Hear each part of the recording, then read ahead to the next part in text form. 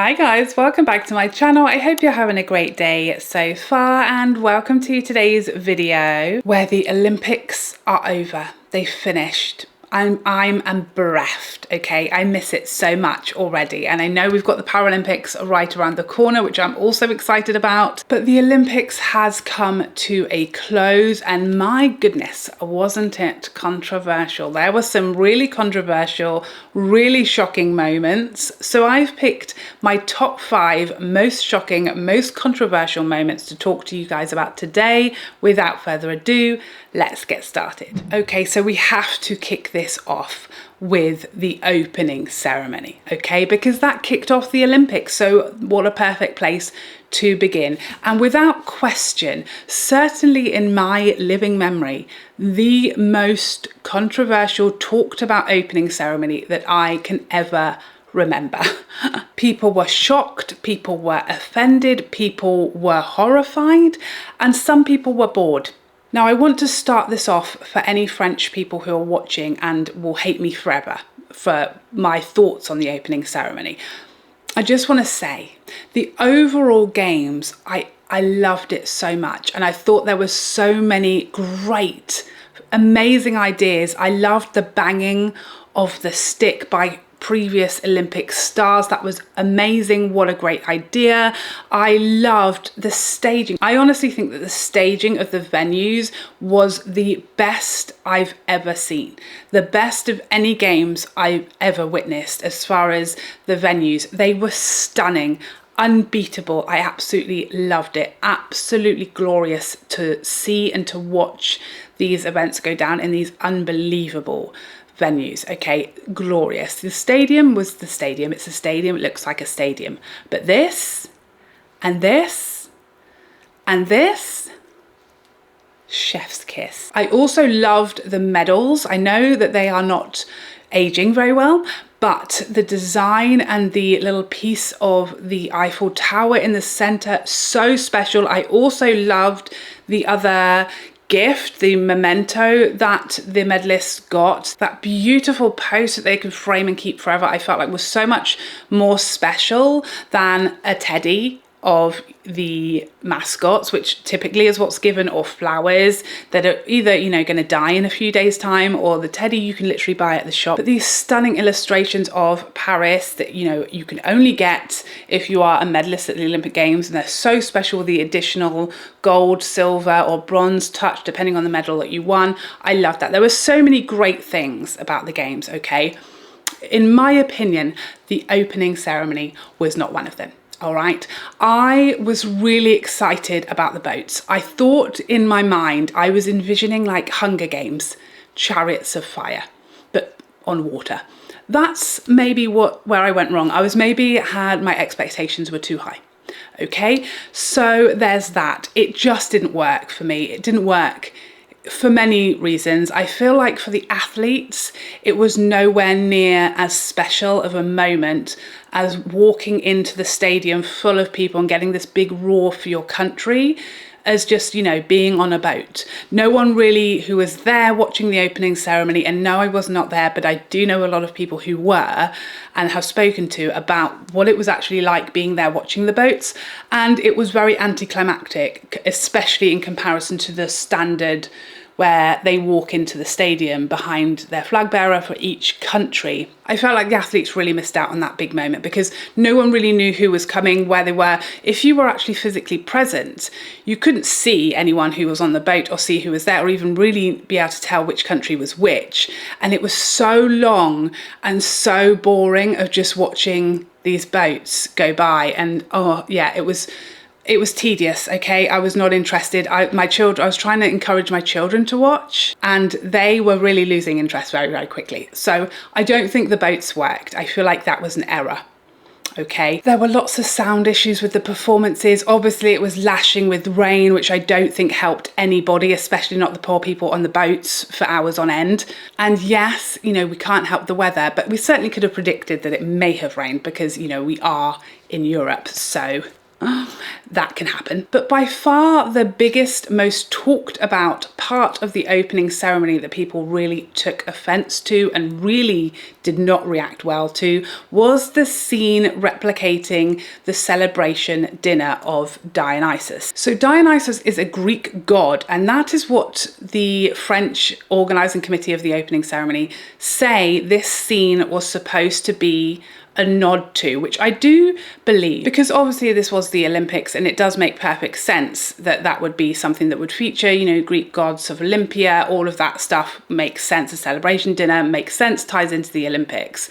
But obviously a lot of people saw this scene and thought it was based on the Last Supper, which then became highly offensive because it was almost like a mockery of Christianity and of that really special scene and story behind the Last Supper. So essentially the whole of Christianity were offended when they saw this scene, and not many people knew that it was not supposed to be the Last Supper.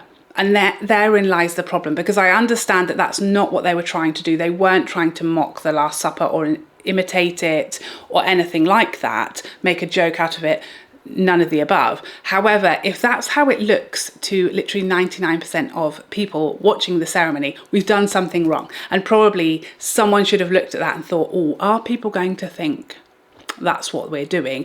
And maybe we should have had some second thoughts, which is clearly, in my opinion, what happened with the closing ceremony, because we do know that they changed the closing ceremony dramatically multiple times because of the backlash that they experienced from the opening ceremony. So goodness knows what they had planned for the closing ceremony, but I think it's a good idea that they took it out because people did not like it. I think generally as well, a lot of people found the opening ceremony a little sexy, a little raunchy for what is essentially a family event. You know, the Olympic Games is very much an inspirational thing, occasion, huge showing of athletic prowess, of what the human body can do, of what men and women and young people can achieve with dedication and hard work and all of that. And it is something that as parents, a lot of us want to watch with our children to inspire them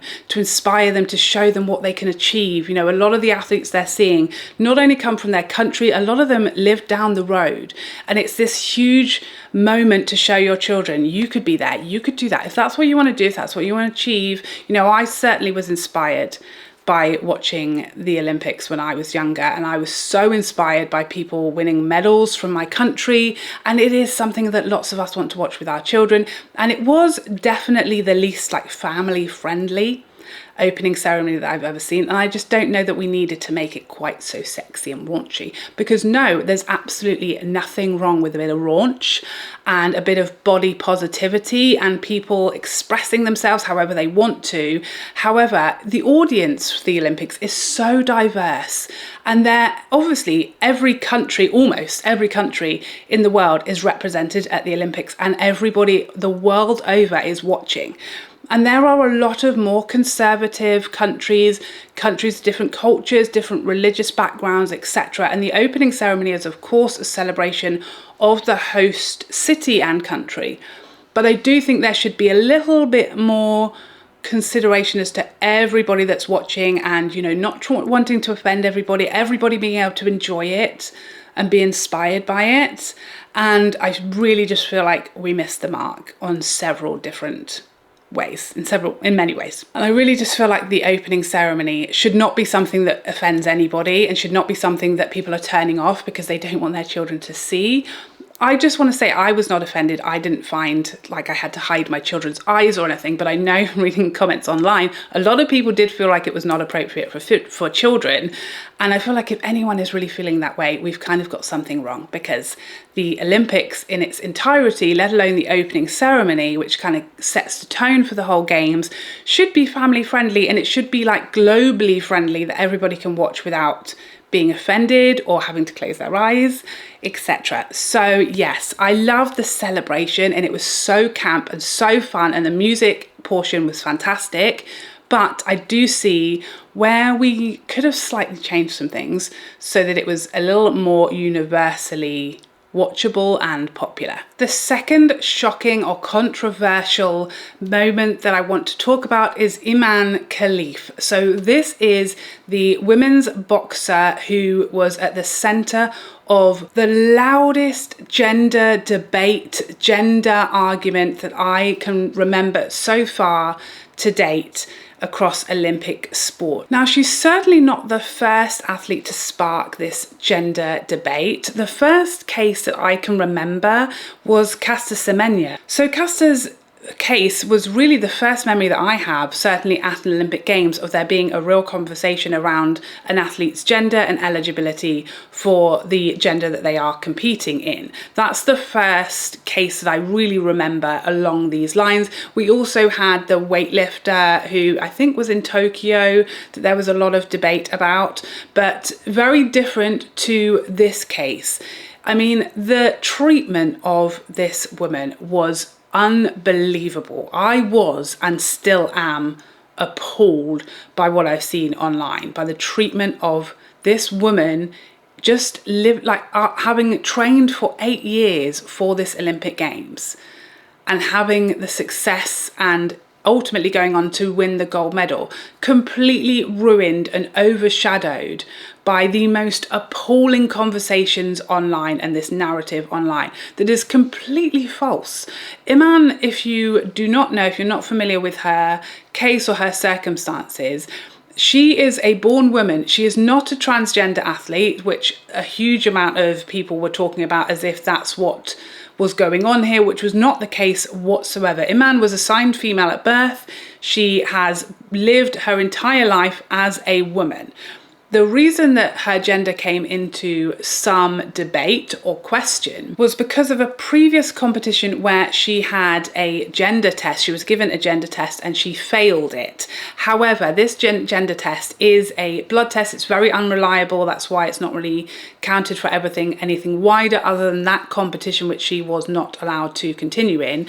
It means nothing when it comes to the Olympics because it's just not really solid enough. It's part of a conversation, but it certainly in no way proved that she was in fact a man pretending to be a woman, which is what the narrative became online.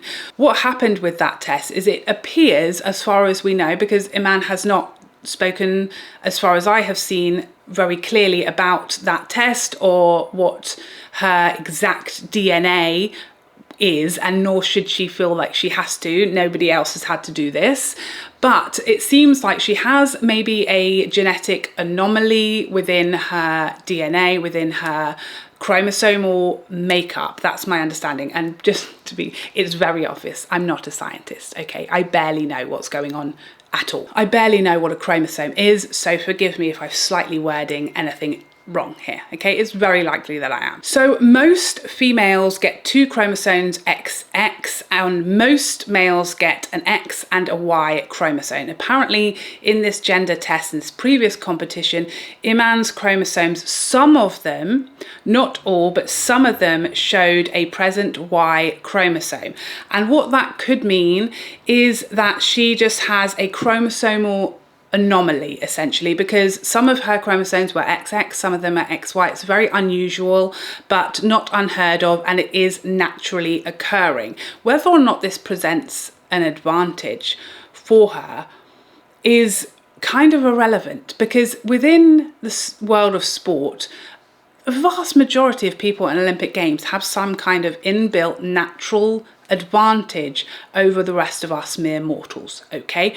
Michael Phelps has an absolutely unbelievable wingspan. Ian Thorpe had unbelievably large feet.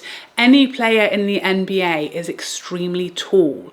A lot of athletes have especially long limbs. Simone Biles has a much shorter stature than I do. A lot of female rowers are much taller than I am. A lot, if not all, athletes who have made it to Olympic Games have some kind of inbuilt, biologically, naturally occurring advantage over a lot of us. And do I think that this potentially gives her some kind of physical advantage? It most likely does, yes, sure. Does that mean she's not a woman?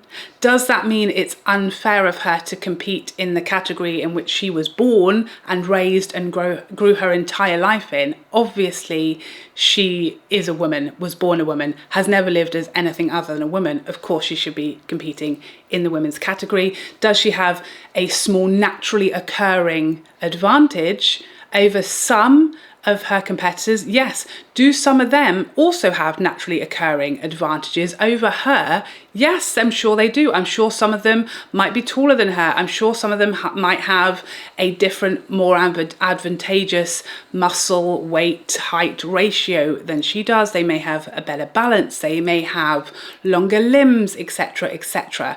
This whole conversation was appalling. And the fact that it has been debunked many, many times that she is transgender or that she's a man pretending to be a woman, and yet the comment sections online are still as disgusting as they are, is just horrifying. I feel so, so poorly for her. The athlete who she was initially fighting, the Italian boxer who broke down in the middle of the boxing match, that kind of started this whole row because everyone saw this woman crying and refusing to carry on because she was scared, and blamed Imana, saying, well, it's because she's fighting a man.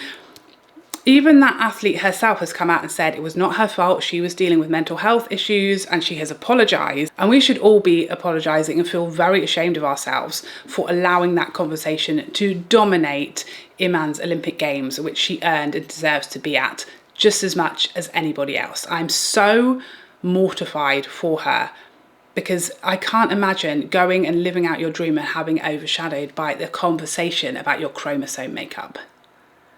Appalling. The third most shocking moment and one of the most disappointing moments for me of the Olympic Games was Shelly Fraser Price pulling out of the 100 meters. I was so excited to see her run that race. I love her so much. I'm such a huge fan. She's unbelievable and she looked phenomenal in the heats. I was so excited to see her. And we were all robbed. We were all robbed of that moment of seeing her at her absolute best in the final, winning that gold medal that I'm 100% sure, had she been in the race and fit, she would have, I'm sure. What exactly happened here? I'm not sure that we'll ever know. Okay, there's been a lot of speculation, a lot of talk. Shelly herself released a statement that was really just talking about her heartbreak and disappointment at not being able to run, but wasn't really giving us any more details. We got a very brief, undisclosed injury reason from the Olympic officials. But then this story started emerging about her warm-up. So she actually pulled out of the semi-final, which obviously meant that she didn't advance to the final, but she never made it through to the final. It's the semi-final where everything went slightly strange. So Shelly was not staying in the athlete village. At the Olympic Games, all of the athletes, or the vast majority of the athletes, stay in the Olympic village. It's a huge, purpose-built, usually, village where athletes and staff live during the games. From the whole thing, from the opening ceremony to the closing ceremony, the vast majority of them have a little sort of student accommodation style room where they will sleep. They have restaurants, they have shops, they have hairdressers. The Olympic Village, it's a whole big thing of the Olympic Games. So Shelly was not staying in that village. I'm not sure why. It could be that she just wanted some distance, some space. She just prefers her home comforts. The rooms at the village are very simple, very basic, and perhaps she just wanted a bit more space, a bit more privacy. You know, you're walking around the village. If you're a big celebrity like she is, a lot of people were going to come and speak to you. Maybe she wanted to stay away from that. She was staying in a separate hotel. So if you are traveling from the Olympic Village to one of the events, one of the arenas, one of the venues, you will get on the Olympic Village transport. You have all your accreditation and passes, and you'll be, you'll go through the security from the village to your venue, and it's all very smooth and managed very well. If you are not staying in the Olympic Village, there are different processes, different ways to go through security. It's not quite as easy because it's not the sort of the standard that they've prepared for. It seems like something happened where Shelly had arrived to the warm-up place where she goes to warm up, where all the athletes go to warm up before their races at the stadium with the athletics venue. She arrived there, obviously not off of the bus from the village, from her hotel, and there was some kind of issue allowing her access to the warm-up track. Whether it's because she didn't have the right accreditation, I think she had gone to the wrong entrance. Basically, she'd gone to the entrance where everybody else goes to, but her accreditation is not for the village, so she should have maybe gone to a different entrance and they wouldn't let her in to warm up. So I don't think this is a case, I think initially it came out this was a case of her throwing her toys out of the pram and being like, if you're not going to let me through this gate, I'm not racing. I don't think that's what happened. I think it's kind of two things happened here. That happened, so there was a huge kerfuffle, and I think she was delayed because she had to like go all around the place trying to get in and trying to do her warm-up properly. I think then she seems to have suffered an injury during her warm-up, and a lot of people are kind of making the conclusion, maybe a little bit of 2 and 2 together and making 6, that the reason she sustained this injury is because of the kerfuffle over her being allowed to warm up properly on the track and having enough time to do that properly. I personally don't think that's the case. I think these are two events that are probably unrelated. I know that security, of course, is unbelievably tight in Olympic Games, okay? My husband went to the Olympics in Russia and he was literally taped, sealed onto a bus, like with tape, okay? Security is extremely tight, it is extremely strict, and for very good reason. And it doesn't matter who you are, it's going to be the exact same whether you're Usain Bolt or you're, you know, someone's reserve who's not actually competing that day. You will all be completely treated the exact same with this very secure, very high level security, and it doesn't and shouldn't matter who you are. Should she have been helped a bit more? It seems like it. It seems like, you know, she could have had her accreditation checked. Does it really matter if she's got her athlete accreditation? That which gate she goes through? Probably not, but I do know that the rules and the security is there for very, very good reason, and they are told to be absolutely strict with no exceptions, again for very good reason. So I think it's a real shame this happened. Whether she was really made clear on where she was supposed to go and what she was supposed to do, I don't know. I'd love her to explain exactly what happened so we could have a bit more insight into that, but I don't think that that was why she couldn't run. I think any athlete can and will warm up in any space. Obviously it's ideal to have the track and it be that same material and the length that you want, etc. But I do know, you know, I've worked with athletes a lot.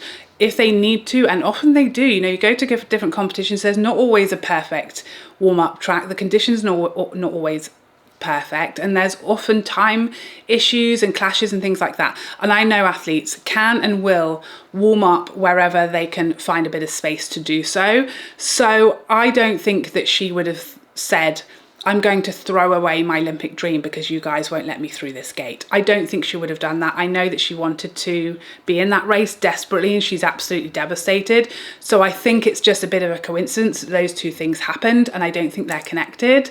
But let me know what you guys think. Do you know more than me? That's all that I could dig up, okay? That's all that I could find out, and I've tried digging.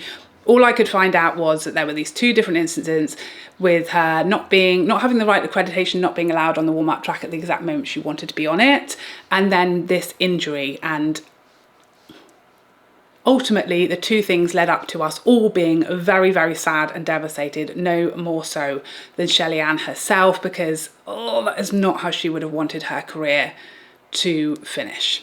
Next up, we had some controversy at the shooting. Now, this is a sport I don't typically watch a lot, but if we've got a chance of a gold medal, you better believe I'm tuning in, okay? I'm a fair weather fan. I'll hold my hands up. So this shocking moment involves Great Britain's Amber Rutter. And Amber has had the most crushing story when it comes to Olympic Games. 3 years ago in the Tokyo Games, of course they were a year delayed because of COVID, she was not allowed to compete because she got a positive COVID test. Can you imagine? You go through all of the training, all of the dedication, all of the hours, you get to the Olympic Games, you qualified, you've beaten everyone, you're in your best form of your life, you're going for a medal, you test positive for COVID, you're not allowed to compete. That is horrifying. But after a gripping women's skeet final, do I know what that means? Not entirely. Where there was a sudden death shootout for the gold medal, Amber was not given a hit. So you have to shoot the objects, the targets that are moving, okay? They're like a flying thing that goes through the air. I'm so good at explaining this, aren't I? What a professional. You have to shoot it, right? And a hit is a hit is a hit. There's no such thing as a partial hit or you didn't hit it enough. It's either a hit or a miss, okay? Those are your two options. She very clearly hit the target. She hit it. It's on video. You can watch it. She hit the target, it was a hit, and that should have given her the gold medal. However, because the target was not smashed to smithereens, it didn't like, you know, blow into smithereens. Visually to the naked eye, the judges had clocked it as a miss. They didn't see her hit it, and so they ruled it as a miss. But on video, it's very clearly hit. So of course she appealed and said, I hit it, it's a hit. We've got, you know, the video footage shows it's a hit. But because the competition at the Olympics in this particular sport do not allow, or they do not use something like they do in football, you know, where they have VAR to refer to if someone's wrong or someone's made a mistake or someone makes an appeal, they can go and look at the video, and that's part of the process. Because in this sport, they have not yet signed up for VAR, and that's not part of the judging process that has been allowed, and it's not part of the official way that they're supposed to judge. They were not allowed to consider the video footage evidence of her hitting the target, and therefore she was wrongly given the silver and not a leg to stand on. Nothing she can do about it, no conversation to be had, even though there's video footage and evidence of her hitting it and her earning the gold medal. I was very upset about this one, okay, very upset. It's just so unfair, and given what she experienced in Tokyo, I feel so badly for her. And I know she's thrilled with her silver, and that's what we should be focusing on, but it's just the unfairness of it all, okay? There's video footage. What's going on? And finally, speaking of VAR and appeals, we come to what for me was the most shocking, controversial moment of the entire Olympic Games, and that is gymnastics Bronzegate. This saga, when I was like putting together my list of 5 most shocking moments, okay, I already had this on the list. It was already on the list, and then there were even further developments that just made it even worse than I even initially thought this was. Oh my goodness, I don't even know where to begin with this. So this happened during the women's floor final, the individual apparatus floor final, okay? That's what we're talking about here. Again, I'm not a gymnast. I've never worked with gymnastics. I'm bound to get a lot of the technicalities wrong. I'm so sorry, bear with me, okay? I am but a poor, lowly layman. So how this works, I believe, is that each of the, I think 10 is their finalists in each apparatus. They each do their routine, and they're given, you know, the judges fairly quickly put up their scores, and you can see, you know, where you are ranked as each gymnast goes. You know, you're third, now you're fourth, you stay fourth, or that person's beaten you, now you're fifth. The scores come up and you get your positions, okay? Once everybody has gone, my understanding is that there is a period of time after which you are allowed to appeal if you believe your score is incorrect. Now, this is why I don't like judged sports, okay? I don't like the human error of it all. You know, I did swimming, was my sport. If I touch the wall first, there's no disputing that. It is an automatically registered touchpad. They don't make mistakes. You know, when you're at a gala and it's someone, there's a judge, you know, when you're at a lower level competition, sure, you know, someone's eyesight can be off, but at the Olympic Games, never. There's no dispute. There's a touchpad there. Whoever touched it first has won. There's no dispute, there's no bias, there's no question, okay? These judge sports with points and scoring, it always upsets me, it always stresses me out, because I just don't know how sure are we that that's accurate. So initially, after all of the athletes had done their floor routines, Ana Barbosu from Romania was given the bronze medal. So they came up with the scores, gold, silver, bronze. At that moment, Jordan Childs from America, who at this point was in 4th place, her team had gone to the judges and appealed her score because, not because they thought, oh, she did better than that, give her a higher score. It wasn't. It was a very clear mistake that the judges had made. So they had not given her her correct level of difficulty, apparently. So I don't fully know how this works, but there is a black and white difficulty score. Okay, it's not an opinion, it is what the difficulty score is. And apparently the judges had made a mistake that was related to her difficulty score, and the American team went to the judges and said, you haven't given her her full difficulty, the score is wrong. They then put the result like under review, and they agreed they had made a mistake, and they changed Jordan's score, and then she was given the bronze medal. And then the poor Romanian Anna was then stripped of her bronze medal and left with nothing in 4th place. And oh, that on its own was bad enough. And there's a slight bit of, you know, in gymnastics you do, it's normal to have this time frame in which you can appeal and people can question points. So there's a bit about, you know, until the score is confirmed and that's final. We have that in swimming as well, especially in relays, because people can, you know, have gone too early on takeovers. They will initially put up, you know, here's the order, 1st, 2nd, 3rd, 4th, 5th, but it doesn't say confirmed until the judges have looked and make sure that no one has done a takeover that was iffy, no one's got disqualified, and then it will say confirmed, and that result is final. Okay, I'm assuming it's a similar thing with the gymnastics, although the results were saying 1st, 2nd, 3rd, and Anna from Romania was celebrating her bronze medal and she was so happy, and of course you would be, but there should have been a slight bit of moment of waiting until the results are finalised and all of the back and forth has gone in before anyone was telling anyone you've got these medals, because there's always that time and that potential for it to change. But at the same time, if you're sitting in bronze on the scoreboard, of course you're going to be super excited and happy and celebrating. Unfortunately, literally during her celebration up on the score, it comes, oh, changed that much, just joking, you don't have a medal, we've given it to this girl instead because we messed up. That was awful. And it was very clear to me, I don't know how this usually goes and whether anything was wrong in the way they went about things. I do understand judges are human beings. There's human error in these sports and we all make mistakes. They should be double checking before they release the scores. I absolutely agree that that should have happened. They should be sure. They shouldn't be making mistakes like that. It's one thing that, you know, they weren't as impressed as you thought they would be with your routine, but this wasn't that. This was a black and white error in the score, the way that they scored Jordan. So that shouldn't have happened, but it did. And obviously it was absolutely devastating for the Romanian who thought she had an Olympic medal and then suddenly it's taken from her. But at the same time, it was the fair result because it's not Jordan's fault that the judges made a mistake. She earned the bronze medal and she should have got the bronze medal. So ultimately the outcome there is the correct one, I feel.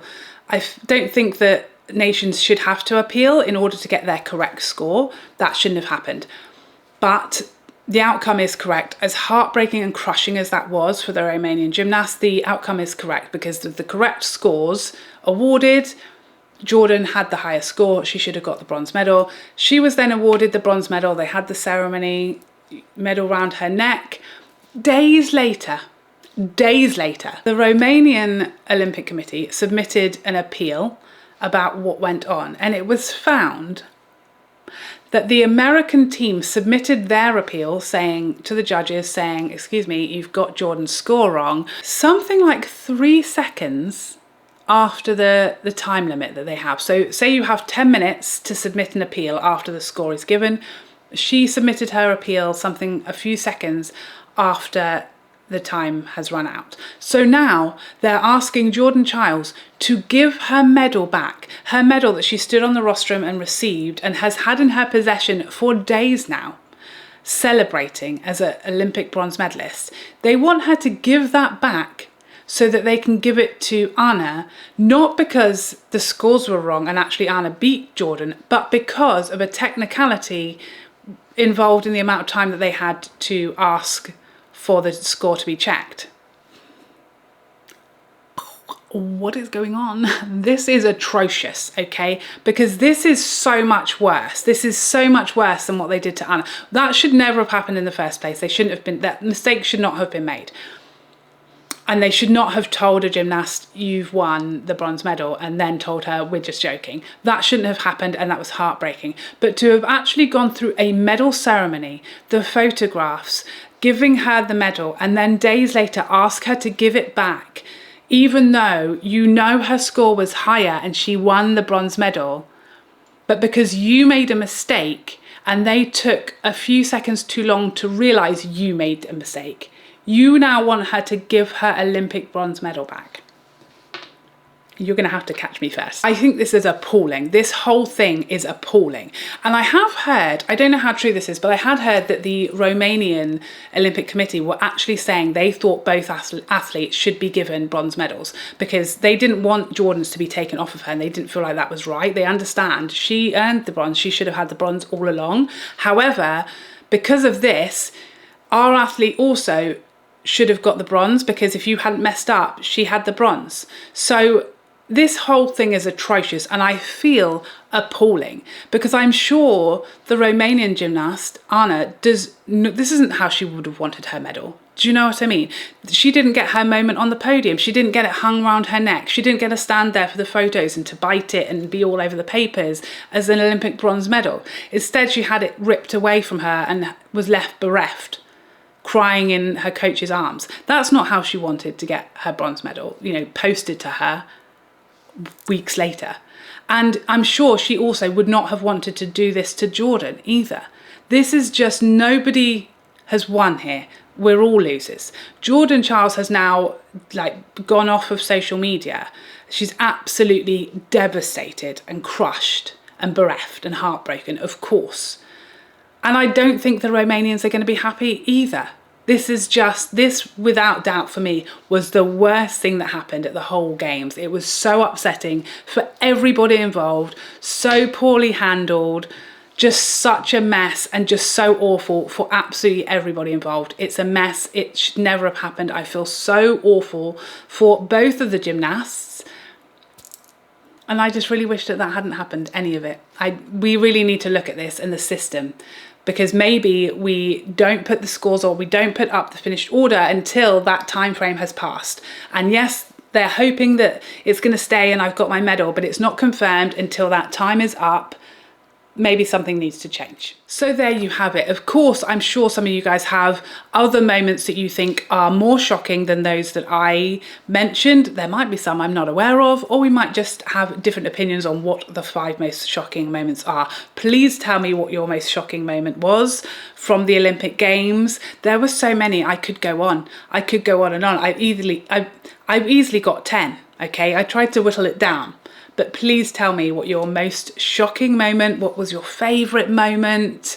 There were some such incredible moments and I loved it so much. I also absolutely loved LA's handover in the closing ceremony. That got me so excited. I know it's going to be such a great games. I'm already excited. It's 4 years away. Calm down. But thank you so much for joining me today. I hope you enjoyed this video and I would love to see you in the next one. Otherwise, take care for now. Bye bye bye bye bye.